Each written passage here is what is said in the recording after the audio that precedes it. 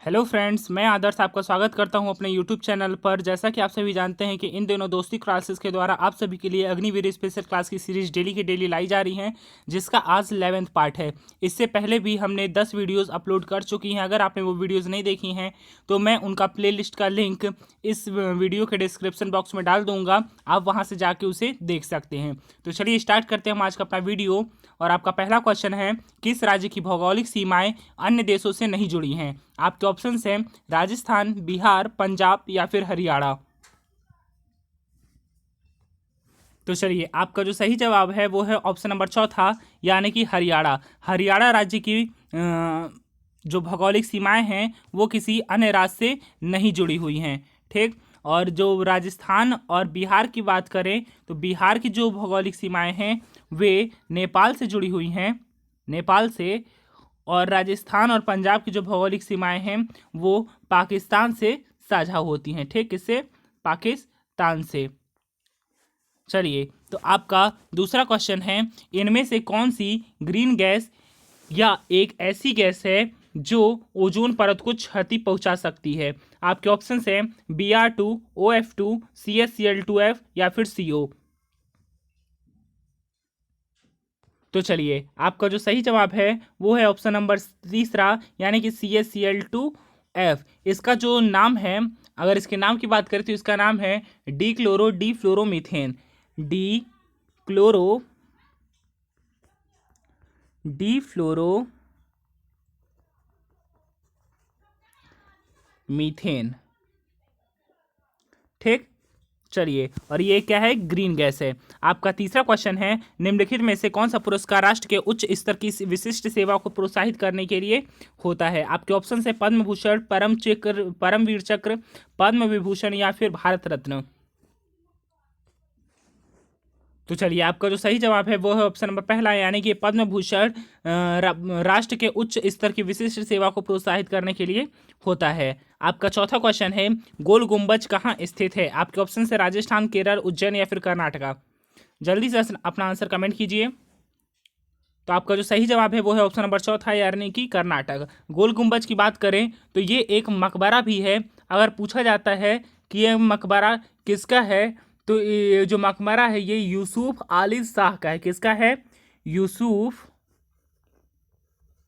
आलिद शाह का, आलिद शाह का।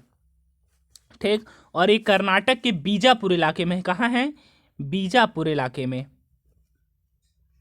ठीक है, इतनी चीजें समझ के आप लोग। तो आपका पांचवा क्वेश्चन जो है, भारतीय सेना द्वारा निम्नलिखित में से कौन सा पदक युद्ध क्षेत्र से दूर बहादुरी, साहसपूर्ण कार्यवाही या फिर आत्मत्याग के लिए प्रदान किया जाता है? आपके ऑप्शंस हैं अशोक चक्र, बाबा साहेब फाल्के पुरस्कार, अर्जुन पुरस्कार या फिर पद्मश्री। जल्दी से अपना आंसर कमेंट कीजिए दोस्तों। चलिए, तो आपका जो सही जवाब है वो है ऑप्शन नंबर पहला, यानी कि परमवीर चक्र, सॉरी अशोक चक्र।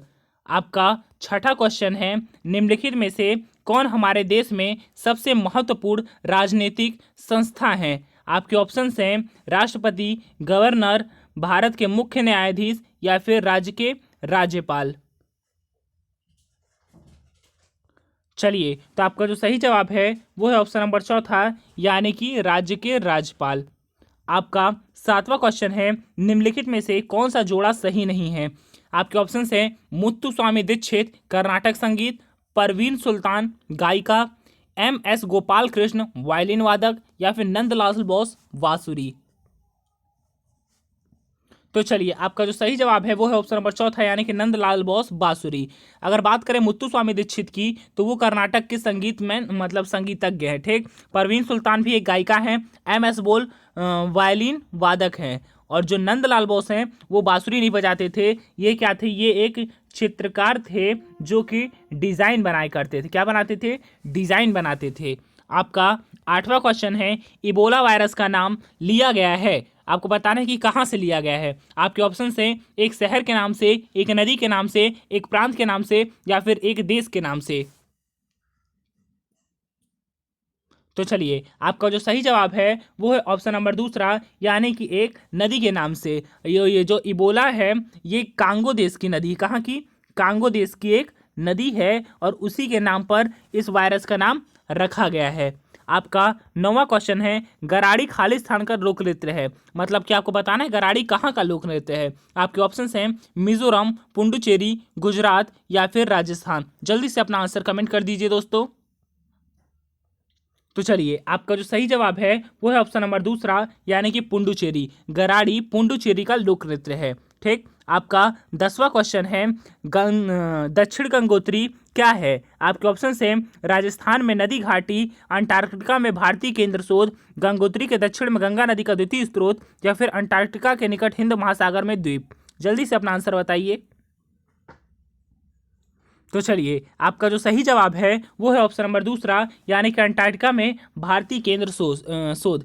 दोस्तों, अगर आपने अभी तक वीडियो को लाइक नहीं किया है तो प्लीज़ वीडियो को लाइक कर दें और चैनल पर नए हैं तो चैनल को भी सब्सक्राइब कर दें, जिससे कि आने वाली हर वीडियो की नोटिफिकेशन आप तक पहुंच सके। तो आपका 11वां क्वेश्चन है, क्षेत्रफल के क्रम में भारत के बड़े राज्य कौन से हैं। आपको मतलब बड़े राज्य से छोटे की राज्य की ओर बढ़ना है, मतलब बड़े से छोटे की ओर। ठीक।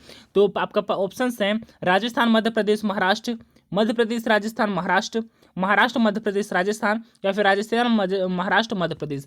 आपको बताना है कि सबसे बड़ा राज्य कौन सा है क्षेत्रफल की दृष्टि से, फिर छोटा कौन सा है, फिर सबसे छोटा कौन सा है। जल्दी से अपना आंसर बताइए। तो चलिए, आपका जो सही जवाब है वो है ऑप्शन नंबर पहला, यानी कि सबसे बड़ा राज्य की बात की जाए तो वो अपना आता है राजस्थान, दूसरे नंबर पे है मध्य प्रदेश और तीसरे नंबर पे है महाराष्ट्र। अगर हम क्या बोलते हैं पॉपुलेशन के बारे में बात करें तो पॉपुलेशन के नंबर में पहले नंबर पे, पॉपुलेशन के मामले में पहले नंबर पे जो राज्य है वो है अपना यूपी। यूपी सबसे बड़ा आबादी वाला राज्य है। अगर पूछा जाए कि सबसे ज़्यादा घनत्व आबादी कहाँ है, बात की जाए घनत्व आबादी की, तो वो आपका है बिहार राज्य का। क्या है? बिहार राज्य जो है वो सबसे बड़ा राज्य है घनत्व आबादी के मामले में। ठीक। आपका 12वां क्वेश्चन है, फ्लोरेंस नाइटिंगेल निम्न नाम से जानी जाती थी। आपके ऑप्शंस हैं lady with the torch, lady with the heart, lady with the lamp या फिर लेडी विद मेडिसिन। जल्दी से अपना आंसर कमेंट कीजिए। तो चलिए, आपका जो सही जवाब है वो है ऑप्शन नंबर तीसरा, यानी कि lady with the lamp. Florence Nightingale lady with the lamp के नाम से जानी जाती थी। ठीक। आपका 13वां क्वेश्चन है, किसी संस्कृति के वैज्ञानिक विकरण के अध्ययन को क्या कहते हैं। किसी संस्कृति के वैज्ञानिक विकरण के अध्ययन को क्या कहते हैं। आपके ऑप्शंस हैं इथनोलॉजी, एथनोग्राफी, इथोलॉजी या फिर एथिक्स। जल्दी से कमेंट कीजिए आंसर। तो चलिए, जिन भी बच्चों ने इसका आंसर ऑप्शन नंबर पहला को बोल रहे हैं इथनोलॉजी, उनका आंसर बिल्कुल सही है। संस्कृति के वैज्ञानिक विवरण के अध्ययन को इथनोलॉजी कहते हैं। ठीक है दोस्तों। आपका 14वां क्वेश्चन है, निम्नलिखित में से कौन सा मिसाइल नहीं है। अग्नि, आकाश, पिनोक या फिर नाग। जल्दी से बताइए, इन चारों में से कौन सी मिसाइल नहीं है। तो चलिए, आपका जो सही जवाब है वो है ऑप्शन नंबर तीसरा, यानी कि पिनोक। बात की जाए अग्नि की तो ये भी एक मिसाइल है, आकाश भी मिसाइल है और नागास्त्र भी एक मिसाइल है, लेकिन पिनोक मिसाइल नहीं है। आपका 15वां क्वेश्चन है, काली क्रांति किससे संबंधित है। आपके ऑप्शंस हैं मत्स्य उत्पादन, कोयला उत्पादन, सरसों उत्पादन या फिर इनमें से कोई नहीं। जल्दी से अपना आंसर कमेंट कीजिए। दोस्तों, अगर मैं कुछ ज़्यादा ही जल्दी जल्दी बोल रहा हूँ तो प्लीज़ इसके जो मतलब स्पीड होती है उसको आप लोग थोड़ा लो कर लीजिएगा। क्या है, मेरा टाइम ज़्यादा हो रहा है, मुझे वीडियो अपलोड करनी रहती 11:30 बजे, इस वजह से थोड़ा लेट हूँ, इस वजह से आज थोड़ा जल्दी जल्दी बोल रहा हूँ, इसके लिए थोड़ा माफ़ी चाहूँगा। चलिए, तो आपका जो सही जवाब है वो है ऑप्शन नंबर तीसरा, यानी कि सरसों उत्पादन से। काली क्रांति जो है ये सरसों उत्पादन से संबंधित रहती है। तो चलिए, ये अपने 15 क्वेश्चन अग्निवीर पार्ट 11 के कंप्लीट होते हैं, लेकिन इसके बाद भी आपके लिए एक मज़ेदार क्वेश्चन है जिसका जवाब आपको जानना चाहिए। ये जो मज़ेदार क्वेश्चन है वो आपके सामने है, आपकी स्क्रीन पर। भगवान श्री कृष्ण कितने वर्ष की आयु में कंस का वध किया था। क्वेश्चन में थोड़ा मिस्टेक है दोस्तों, मैं माफ़ी चाहूँगा अपनी लैंग्वेज के लिए। क्या करूँ, कंप्यूटर स्क्रीन की वजह से ऐसा हो जाता है। भगवान श्री कृष्ण ने, यहाँ पर रहना चाहिए, भगवान श्री कृष्ण ने कितने वर्ष की आयु में कंस का वध किया था। मैंने लैंग्वेज को सुधार लिया, मैं माफ़ी चाहूँगा कि मैं किसी के भावनाओं के साथ खेलना नहीं चाहता हूँ। यहाँ पर टाइपिंग मिस्टेक हो फ्रेंड्स। तो आपके ऑप्शन हैं 10, 11, 12 या फिर 13। भगवान श्री कृष्ण ने कितने वर्ष की आयु में कंस का वध किया था। आपके ऑप्शन हैं 10, 11, 12, 13। तो चलिए आपका जो सही जवाब है वो है ऑप्शन नंबर दूसरा, यानी कि भगवान श्री कृष्ण ने 11 वर्ष की आयु में कंस का वध किया था।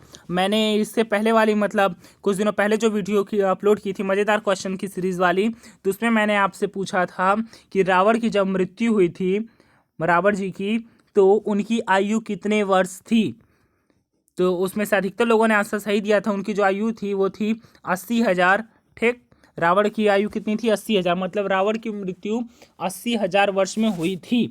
और जो उस समय राम जी की आयु थी, मतलब राम जी ने इनकी आयु 51 वर्ष थी। मतलब कि राम जी ने 51 वर्ष की आयु में रावण का वध किया था। ठीक, तो ऐसे करके हमारी अग्निवीर स्पेशल क्लास का पार्ट 11 भी ख़त्म होता है। हम फिर मिलेंगे पार्ट 12 में। तब अगर आपको वो भी वीडियो देखनी है तो प्लीज़ चैनल को सब्सक्राइब कर दीजिएगा, जिससे कि आने वाले वीडियो की नोटिफिकेशन आप तक पहुंच जाए। और वीडियो को प्लीज़ लाइक कर दीजिएगा और ज़्यादा से ज़्यादा शेयर कीजिएगा। धन्यवाद।